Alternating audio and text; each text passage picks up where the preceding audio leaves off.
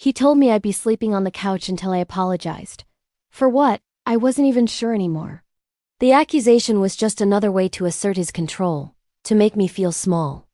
That night, as I stood in the living room, staring at the lumpy old sofa, something inside me just shifted.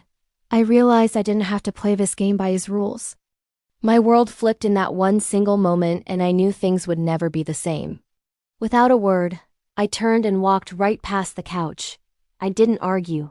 I didn't plead. I simply went to the one room in the house he never paid any attention to, the dusty, forgotten guest room. It was filled with old boxes and furniture nobody wanted. That night, I cleared a small space on the floor, found an old blanket, and slept better than I had in years. It wasn't about comfort, it was about choosing my own space.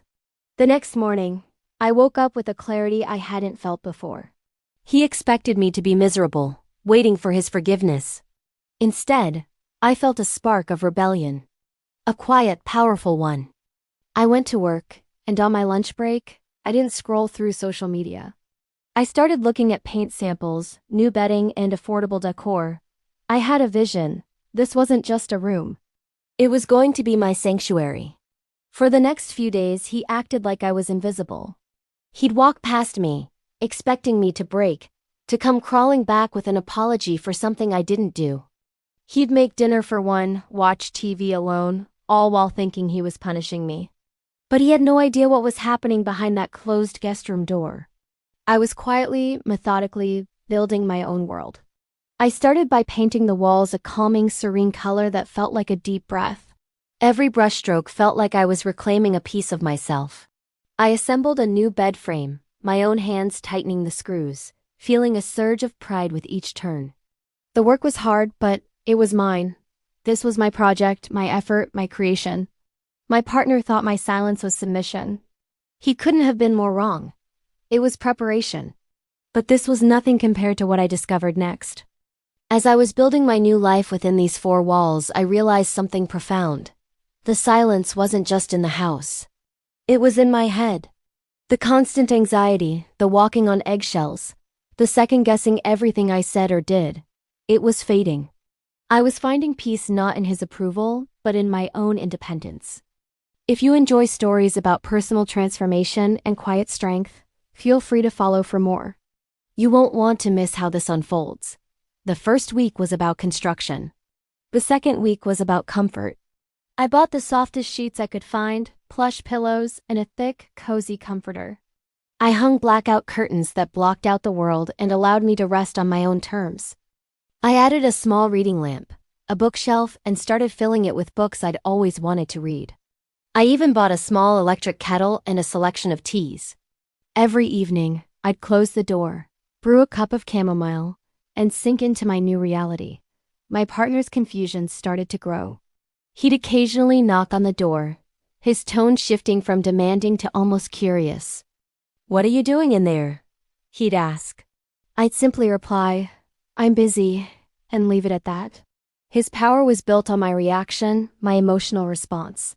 By giving him none, I was dismantling his entire structure, brick by brick.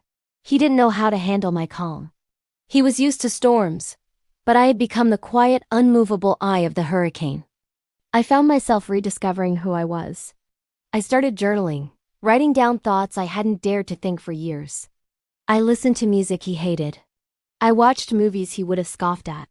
In my little sanctuary, I was completely and totally free. My confidence grew with each passing day. I started standing up straighter, making eye contact with people at work.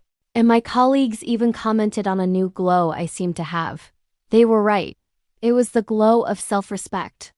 The third week was the turning point. By now, the guest room was completely transformed. It looked like something out of a magazine. It was stylish, comfortable, and a perfect reflection of me. It was more than a room. It was a statement. It said, "I don't need you. I can create my own happiness." His attempts to get my attention became more desperate. He started trying to pick fights, to create drama, anything to get the old reaction from me. But I was no longer that person. I'd just look at him with a calm, neutral expression and walk back to my room. Finally, the day came. He must have reached his breaking point. I had left the door unlocked, and he walked in without knocking. He stopped dead in his tracks.